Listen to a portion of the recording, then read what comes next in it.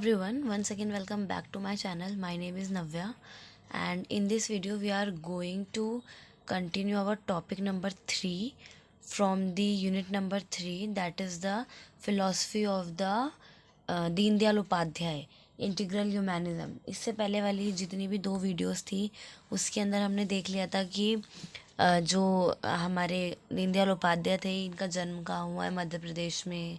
ठीक है, किस तरीके से इन्होंने ऐसा बोला कि एक अगर हम किसी कंट्री की बात करते हैं तो उसके अंदर सिर्फ पॉलिटिकल रूप से ही डेवलपमेंट होना प्रोग्रेस नहीं है, बल्कि एक व्यक्ति के अंदर मॉरल और एथिकल वैल्यूज़ और आइडेंटिटीज़ होनी चाहिए, तभी एक देश जो है वो प्रोग्रेसिव माना जाएगा।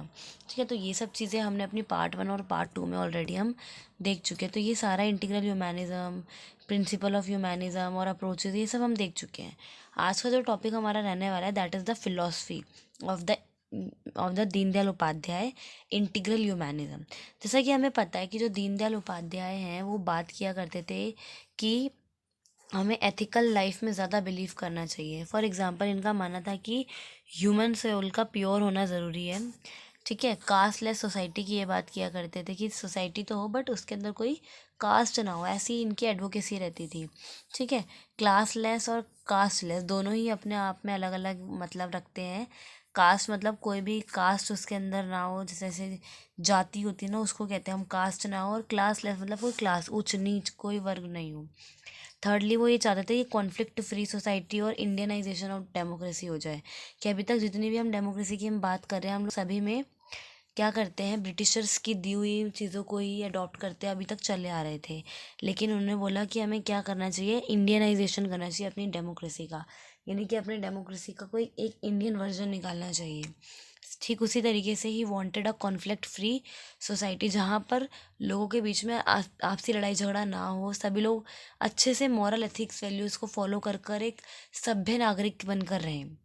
ठीक है, and also he wanted to argue that the swadeshi and decentralization की ये बात किया करते थे कि जो भी बनाना है अपने घर में बनाओ, अपने कंट्री में भी बनाओ, किसी दूसरी कंट्री पर डिपेंड ना रहे। एंड डिसेंट्रलाइजेशन की जो गवर्नमेंट का सिस्टम है उसके अंदर डेमोक्रेसी के साथ साथ डिवीजन ऑफ पावर भी होना चाहिए, यानी कि मतलब इनका मानना ये था ना, सबको इक्वालिटी दी जाए, ये सब दिया जाए, इसलिए इनका मानना था कि डिसेंट्रलाइजेशन किया जाए गवर्नमेंट का।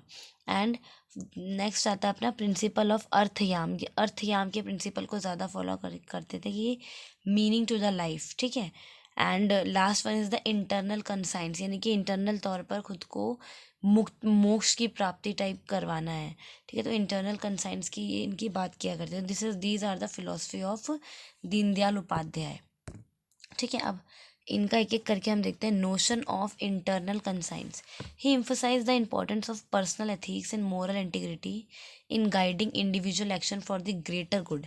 इनका मानना ये था कि अगर एक व्यक्ति है वो पर्सनल एथिक्स को और मॉरल इंटीग्रिटी को, एक होता है ना गुड बिहेवियर, गुड मैनर्स को फॉलो करता है, तो वो उसके जो इंडिविजुअल के एक्शन है वो एक सोसाइटी को अच्छा बना सकते हैं।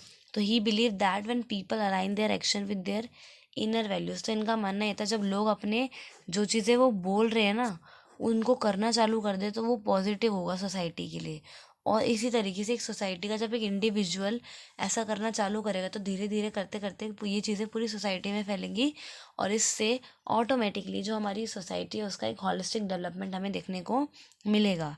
सेकेंडली हमारा आता है स्वदेशी एंड डिसेंट्रलाइजेशन, कि जो हमारे दीनदयाल उपाध्याय थे ये बोलते थे, ये बिलीव दैट हमें स्वदेशी यानी कि घर में बनी हुई चीज़ों को यूज़ करना है, बल्कि बाहर की चीज़ों को यूज़ नहीं करना है। इनका मानना ये था कि स्वदेशी प्रमोट लोकल इंडस्ट्री, अगर स्वदेशी यानी कि अपने देश की चीज़ें बनाएंगे तो ये लोकल इंडस्ट्रीज़ को प्रमोट करना चाहते थे। And empower communities, reducing dependency on foreign good. इनका मानना ये भी था कि अपने घर में बनाएंगे तो अपने लोगों को रोज़गार भी मिलेगा, जिसके कारण क्या होगा, कम्युनिटीज़ एम्पावर हो जाएंगी, और reducing dependency on foreign good, और जो फॉरेन गुड्स होते हैं उनके ऊपर डिपेंडेंसी हमारी कम हो जाएगी, ऐसा हमारा मानना था।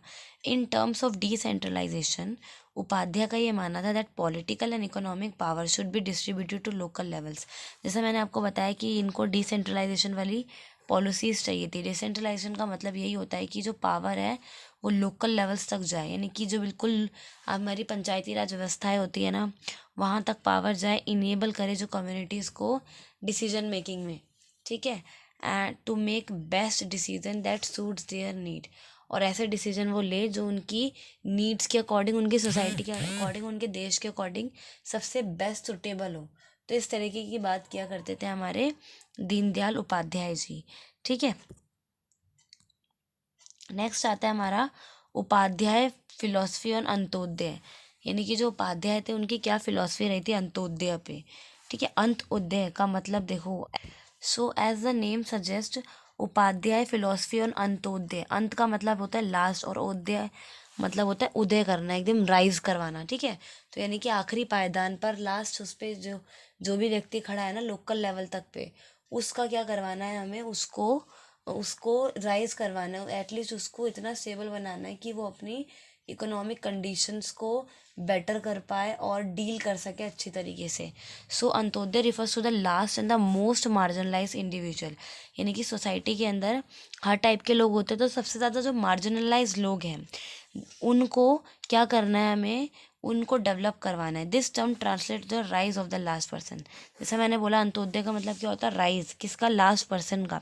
emphasizing that true development must focus on improving the lives of those who are at the bottom of the social and economic hierarchy, यानी कि जो आपकी hierarchy होती है ना, कि एक रिच सबसे ऊपर रहता है, फिर बीच में मिडिल क्लास और सबसे लास्ट में लोअर क्लास, इन तीनों ही क्लासेस को क्या करना है हमें, डेवलप करवाना है, बट लोकल पे थोड़ा ज़्यादा फोकस करना है, ताकि जो सोशल हायरार्की है, एक होता है ना लोकल लेवल इज़ द नीव ऑफ द कंट्री, यही अगर अच्छे से डेवलप नहीं होगी तो हम ऊपर की तो क्या ही बात करें।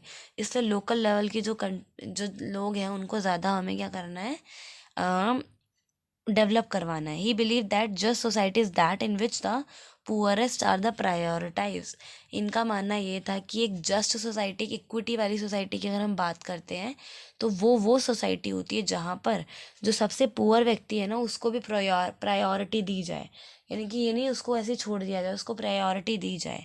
ही एडवोकेट फॉर इंक्लूसिव ग्रोथ, इनका मानना था कि अगर एक व्यक्ति की ग्रोथ करनी है ना, तो मतलब ये नहीं कि खाली रिच की आप ग्रोथ करे जा रहे हो कि टैक्सेस वगैरह आपने बढ़ा दिए तो खाली गवर्नमेंट को फ़ायदा हो रहा है, नहीं, बल्कि ओवरऑल होलिस्टिक डेवलपमेंट की हम बात करते हैं ना। इंटीग्रल का मतलब क्या होता है, पूरी टोटल रूप में हर तरीके से डेवलपमेंट होना चाहिए, होलिस्टिक ओवरऑल डेवलपमेंट।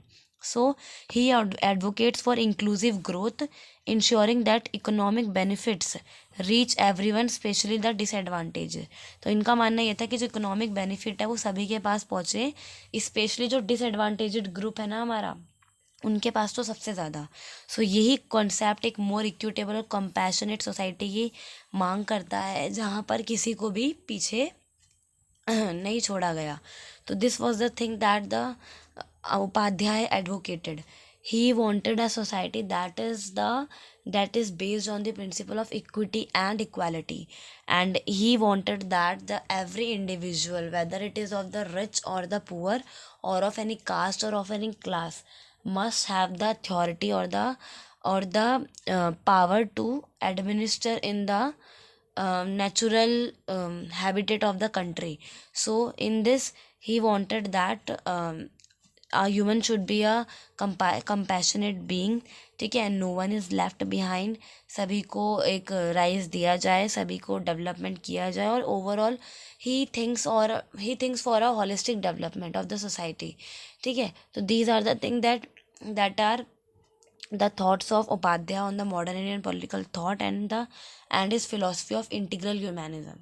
तो आई होप आपको ये समझ आ गया होगा, and yes this is the part of the unit number 3। तब तक के लिए stay tuned and we will meet in our next video with another topic.